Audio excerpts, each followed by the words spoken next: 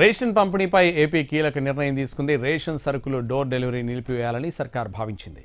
వృద్ధులు, దివ్యాంగులకు మాత్రమే డోర్ డెలివరీ ఉంటుందని స్పష్టం చేసింది. బియ్యం బదులు నగదు ఇచ్చే దిశగా అడుగులు వేస్తోంది. సాధ్యాసాధ్యాలు పరిశీలించాలని మంత్రులకు ఆదేశాలు జారీ చేశారు సీఎం చంద్రబాబు. ఏపీలో ప్రస్తుతం 1,48,00,000కు పైగా తెల్ల రేషన్ కార్డులున్నాయి. అయితే బియ్యం మాఫియాతో చెడ్డ పేరు వస్తోందని మంత్రుల నుంచి ఫీడ్బ్యాక్ వచ్చింది. గ్రామస్థాయి, రాష్ట్ర స్థాయి వరకు రేషన్ మాఫియా విస్తరించిందని చెబుతున్నారు. ఇదిలా ఉంటే గత సర్కార్ హయాంలో రేషన్ సరుకుల డెలివరీ కోసం వాహనాలు కొనుగోలు చేశారు. ఆ వాహనాల కోసం 18,000 కోట్ల రూపాయలు దుర్వినియోగం చేశారని సర్కార్ ఆరోపిస్తోంది.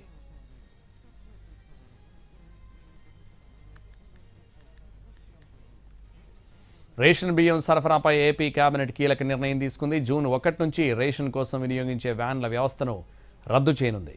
అలాగే గతంలో మాదిరిగా రేషన్ షాపుల నుంచే రేషన్ సరుకుల పంపిణీ విధానాన్ని తిరిగి అమలు చేయాలని నిర్ణయించింది.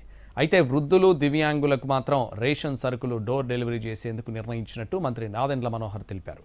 గతంలో 9,000కు పైగా రేషన్ పంపిణీ కోసం వ్యాన్లు ఏర్పాటు చేసి దాదాపు 18,000 కోట్ల రూపాయలను జగన్ సర్కార్ దుర్వినియోగం చేసిందని నాదెండ్ల విమర్శించారు. వ్యాన్లు వచ్చిన తర్వాత ప్రజలకు రేషన్ సరుకులు అందకపోగా మాఫియా ఎక్కువైందని తెలిపారు. వ్యాన్ డ్రైవర్లు కూడా సిండికేట్లో భాగస్వాములుగా మారారని తెలిపారు. క్యాబినెట్లో మేము తీసుకున్న డెసిషన్ జూన్ 1వ తారీఖు నుంచి ఫేర్ ప్రైస్ షాపుల ద్వారానే పీడిఎస్ రైస్ లబ్ధిదారులందరూ కూడా చేరవేసే విధంగా ఒక నిర్ణయం తీసుకున్నాం. దీంతో పాటు 65 సంవత్సరాల కన్నా ఎక్కువగా ఉన్న వయసులో ఉన్న వృద్ధులకు, అదేవిధంగా దివ్యాంగులకు డోర్ డెలివరీ జరిగేటట్టు ఈరోజు ఒక నిర్ణయం తీసుకున్నాం. ఈ ఫేర్ ప్రైస్ షాప్స్లో కూడా మేము కొత్త యాప్ డిజైన్ చేసాం.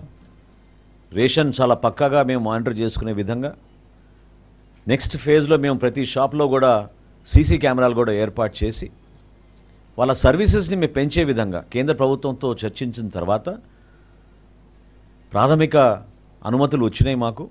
ఈ ఫేర్ ప్రైస్ షాప్స్ని చిన్న చిన్న కిరాణా షాపులుగా వాళ్ళు కూడా వ్యాపారం చేసుకునే విధంగా గిరిజన ప్రోడక్ట్స్ కానివ్వండి, కేంద్ర ప్రభుత్వం అందించే ఈ భారత్ ప్రోడక్ట్స్ని ఈ షాపుల ద్వారా మేము వినియోగదారులకి తక్కువ రేటుకు తీసుకొచ్చే విధంగా ఒక నిర్ణయం తీసుకున్నాం.